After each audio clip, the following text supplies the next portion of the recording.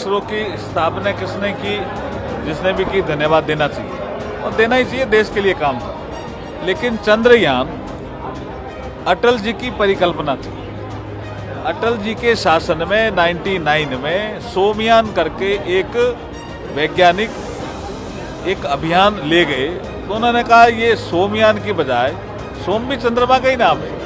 तो अटल जी चूंकि बहुत भारतीय दर्शन, भारतीय संस्कृति, भारतीय सभ्यता के बहुत बड़े जानकार थे। देखिए, लघु उद्योग भारती का ये राष्ट्रीय अधिवेशन था।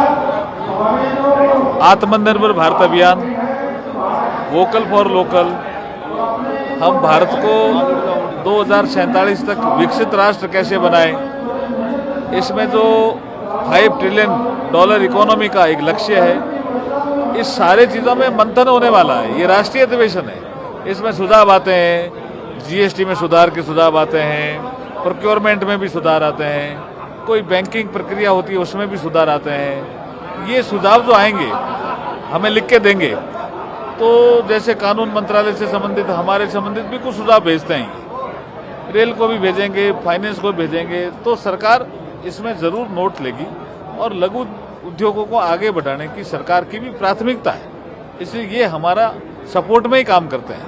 सर, जिस तरीके से भारत ने कीर्तिमान स्थापित किया है, इतिहास रचा, चंद्रयान को दक्षिणी गोलार्ध में उतारा गया, इसके बाद भी इस तरीके से पॉलिटिक्स हो रही है सर, उसको लेकर के, उसके क्रेडिट को लेकर। देखिए आपने अच्छा प्रश्न किया।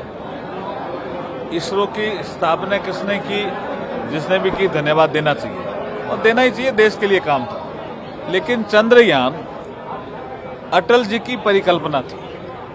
अटल जी के शासन में 99 में सोमयान करके एक वैज्ञानिक एक अभियान ले गए, तो उन्होंने कहा ये सोमयान की बजाय सोम भी चंद्रमा का ही नाम है। तो अटल जी चूंकि बहुत भारतीय दर्शन, भारतीय संस्कृति, भारतीय सभ्यता के बहुत बड़े जानकार थे, उन्होंने कहा ये चंद्रयान नाम ज्यादा सफल होगा और आपका अभियान भी सफल होगा। वैज्ञानिक उस समय पूरा मन बना के नहीं आए थे कि हम चंद्रयान मान जाएंगे, लेकिन अटल जी के आग्रह पे उन्होंने इसको चंद्रयान माना। अब इसमें क्या पॉलिटिक्स करनी, अटल जी का नाम नहीं लेना चाहिए क्या? प्रधानमंत्री नरेंद्र मोदी जी ने नेतृत्व दिया, इसमें क्या दुविधा है भाई आपको? प्रधानमंत्री जी पिछले चंद्रयान 2 के समय वहीं पे थे पूरी रात। ऐसा कोई प्रधानमंत्री रहा है?